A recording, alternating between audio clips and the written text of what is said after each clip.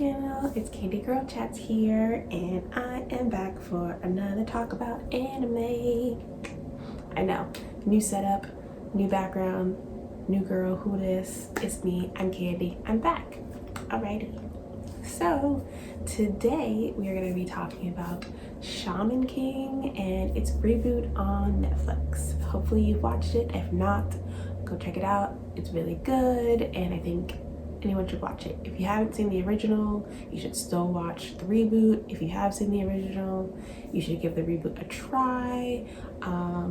When I was watching it, I was like talking to a friend who saw, the original, and I was like, what do you think? Like, make it or break it? Because some people, when they see the original, they're disappointed, or maybe it there's always different types of like expectations with a reboot. And no, they were like, it's really good. It's like smoother, but they still kept a lot of characteristics of the original. It just like the animation was a little smoother and the picture quality a little bit better, so they gave it a thumbs up. So as someone who did not watch the original, I can only go off of someone else's opinion. So yeah, hopefully you enjoy the show, you enjoy this chat, and let's get to it. Shaman King is about Asakura, who wants to become the Shaman King, and all about these adventures. So it starts off with his birth with his twin, and some shit goes down where like his twin goes up in the fire. It's got reincarnated or something. As I said, I didn't see the original, so this is all brand new to me. And yeah, so the twin is gone. Bye bye twin. And we've got Yo.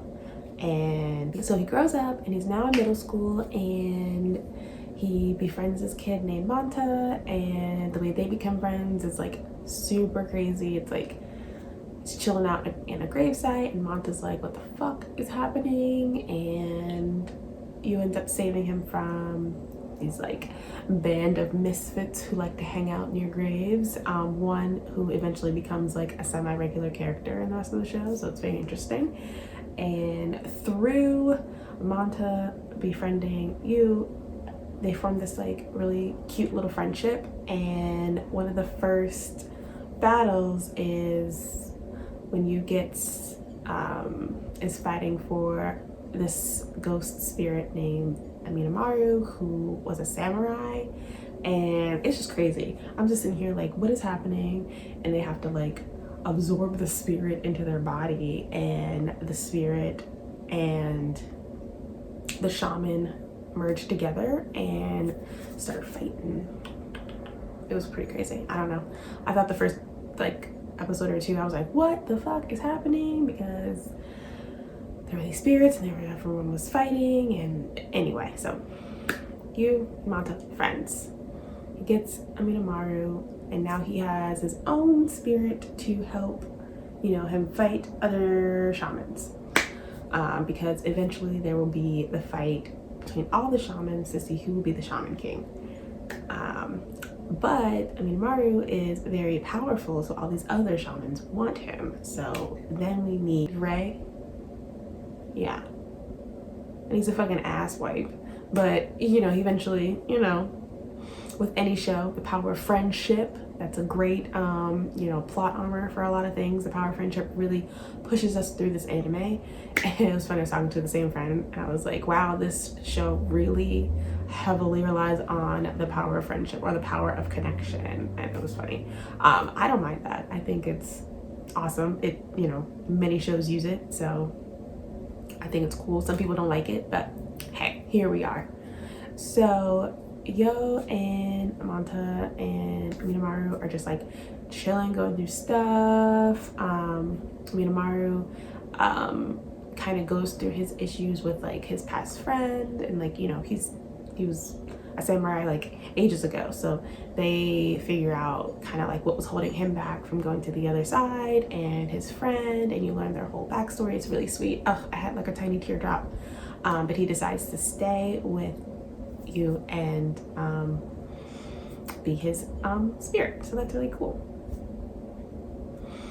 Fast forward a couple episodes in, he's fighting Ren for the honor of the spirits. He really believes that these spirits are people, they're not tools, while as Ren is like, fuck that. Fuck all of that. I don't believe that. And yeah, so during that battle is when we meet Anna, who is Yo's fiance through this like strange marriage. And I love Anna. She is bomb. She is boss. She doesn't put up with shit. She really pushes him to like be the best him, but you know, for her ulterior motives. She wants to be, you know, Mrs. Shaman King. You know, she wants to be the first lady Shaman King. So it's really funny to see like their dynamic with their relationship.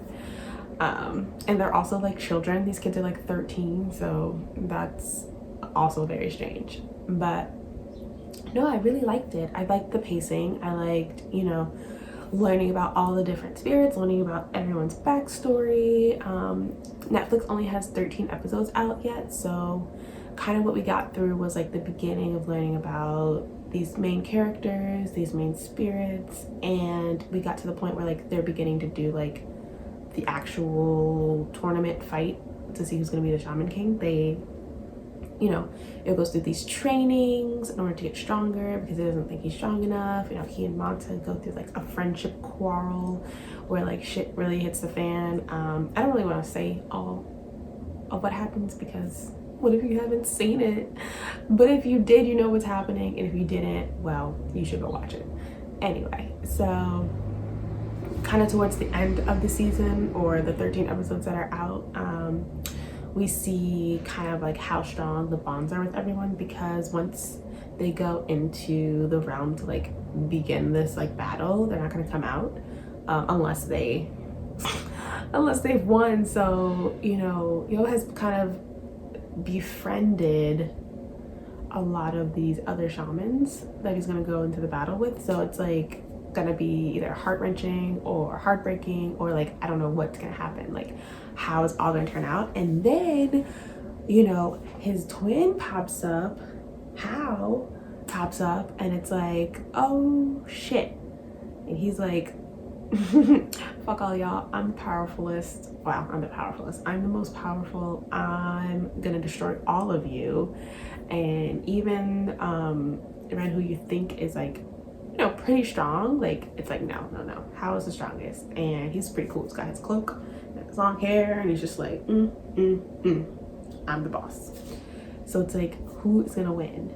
Who is gonna win? And you know, I kind of got like, my friend was telling me that like Hao is the reincarnated of the past Shaman King. So like he was the Shaman King in the past life, but like is now reincarnated into this new body. So like I don't really know. I just got like these hints of like what could be happening right now. And yes, I could watch the original, but I'm not. I'm just gonna watch the reboot. So yeah, I don't know. I really liked watching Shaman King. And one of my other friends who watched the first couple episodes said that it reminded them of like Fate, kind of like the Fate Stay Night series, where it's well, obviously Shaman King came first, but like it's the same style of like we're all fighting for this one thing, and then when we get the thing, we get our ultimate wish. So that was interesting to hear from like a different person's point of view who also didn't see the original. So yeah, I don't know. Have you watched Shaman King? Do you want to watch Shaman King? Tell me your thoughts in the comments below. I hope you guys enjoyed, and tune in next time for another Candy Girl Chats. And I'll also be talking about Shaman King when more episodes are released on Netflix, like probably another 12 or 13.